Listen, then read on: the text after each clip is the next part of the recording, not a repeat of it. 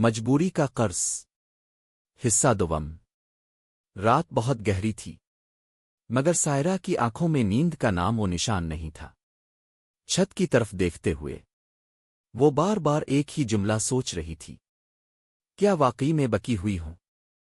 اس کے کانوں میں چودھری حشمت کی وہ آواز گونج رہی تھی جو اس دن اس کے باپ کے کمرے میں گونجی تھی۔ قرض اتارنے کا ایک ہی طریقہ ہے۔ سائرہ نے آنکھیں بند کر لیں مگر آنسو بند نہ ہو سکے۔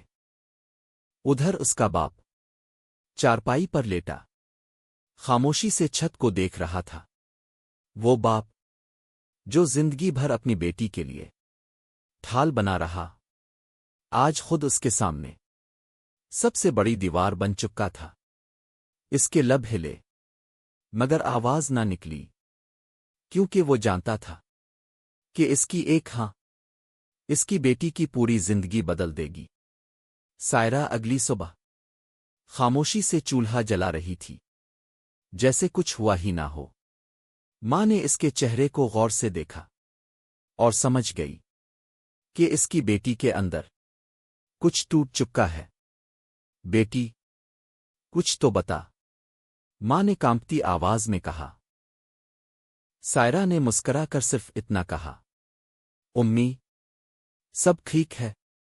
لیکن اس مسکراہٹ میں زندگی نہیں تھی۔ اسی گاؤں کے دوسرے کنارے احمد بیٹھا تھا جس کے دل میں سائرہ ہی بستی تھی۔ وہ نہیں جانتا تھا کہ جس لڑکی کے خواب وہ اپنی محنت سے پورے کرنا چاہتا ہے، وہ خواب کسی اور کے قرض میں گروی رکھے جا چکے ہیں۔ اس نے سائرہ کے لیے ایک چھوٹا سا تحفہ خریدا اور دل ہی دل میں سوچا، آج اسے بتا دوں گا کہ میں سب کچھ برداشت کر سکتا ہوں، بس اسے نہیں کھو سکتا۔ مگر قسمت ہر سچ وقت پر نہیں بتاتی۔ چودھری حشمت اپنی گاڑی میں بیٹھا سائرہ کے گھر کے سامنے رکا۔ پورا گاؤں خاموشی سے یہ منظر دیکھ رہا تھا۔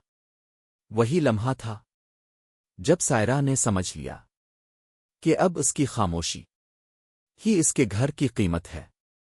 وہ باہر نکلی، آنکھیں جھکی ہوئی اور آواز مردہ۔ چودھری نے صرف اتنا کہا، سوچ لیا؟ سائرہ نے سر ہلا دیا۔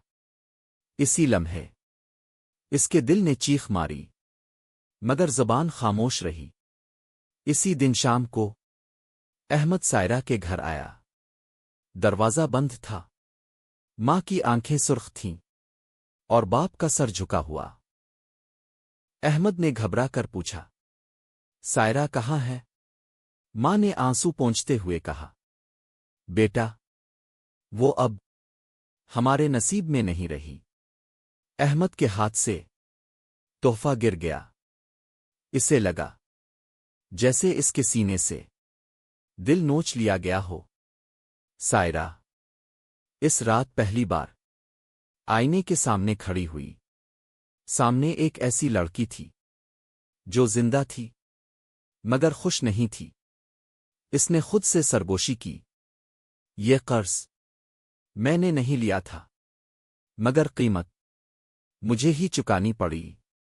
یہ حصہ یہیں ختم ہوتا ہے جہاں قربانی محبت سے بڑی ہو جاتی ہے اور خاموشی چیخ سے زیادہ دردناک۔